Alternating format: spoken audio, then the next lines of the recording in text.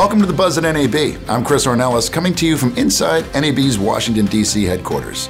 Today, I'll be highlighting news and events coming out of NAB this winter, including stellar sunsetting, Nextgen TV coming to market, plans for this year's State Leadership Conference, and the new exhibit hall hours at NAB Show. First up, our long national nightmare is over. Stellar is no more. In December, Congress passed legislation that puts an end to the perpetual cycle of 5-year reauthorizations. The successful outcome was the culmination of substantial work by NAB's advocacy team, state broadcaster associations, and your fellow broadcasters. This permanent legislation avoids future stellar renewals, which pay TV companies have historically used to attack the retransmission consent regime. It was an important victory for our industry. The next generation TV consumer rollout has begun. At last month's Consumer Electronics Show in Las Vegas, NAB President and CEO Gordon Smith joined ATSC President Madeline Nolan and CTA President and CEO Gary Shapiro to commemorate the launch of Nextgen TV products. NAB Chief Technology Officer Sam Matheny also participated in a session at CES. He discussed the technical rollout of ATSC 3.0. Stations in 60 markets across the country are poised to begin next-generation television broadcasts later this year. Nextgen TV wasn't the only broadcast technology NAB helped highlight at this year's CES. As part of the NAB Auto Initiative, NAB sponsored the Geneva Alliance Reception and Showcase. The reception was attended by 1,500 decision makers representing the entire automobile ecosystem and the radio industry. At the reception, NAB introduced new messaging, radio, the premier in-car audio source, and gave attendees a radio Bluetooth speaker branded with a new tagline. NAB is also hard at work in Washington, advocating for broadcasters' best interests both at the Federal Communications Commission and on Capitol Hill.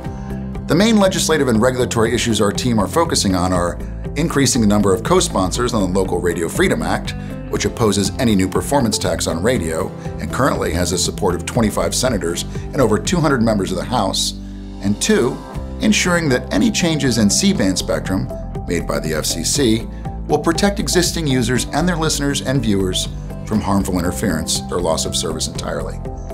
NAB's advocacy efforts aren't just limited to government relations and legal and regulatory staffs communicating with lawmakers.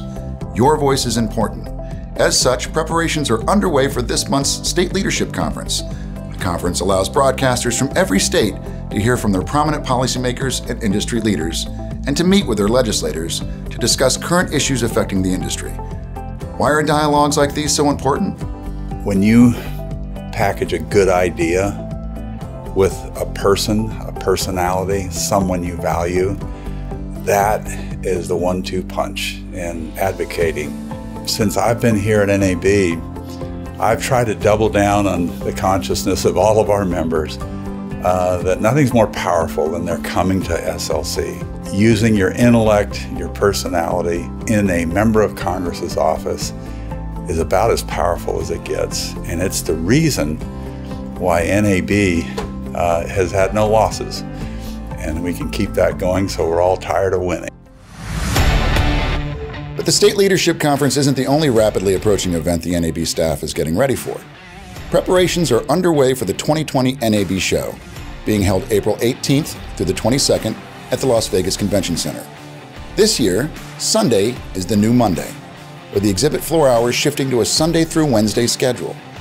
Sunday will also see a new main stage session in the afternoon. But the vast majority of the programming times will stay the same. Senator Smith's State of the Industry address will happen on Monday morning, the Achievement in Broadcasting dinner Monday evening, and this year's We Are Broadcasters celebration on Tuesday afternoon. Visit nabshow.com for more details. Finally, the end of an era is almost upon us.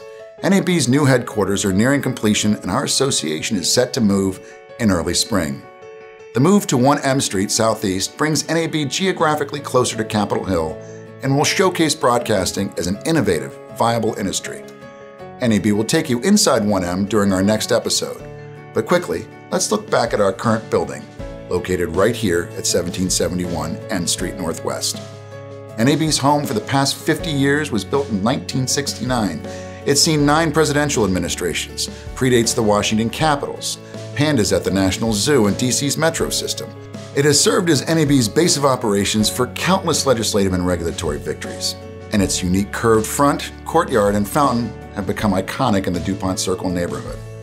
While the move is a touch bittersweet, the entire staff of NAB is dedicated to a seamless transition and looks forward to serving your interests from our new state-of-the-art home at 1M.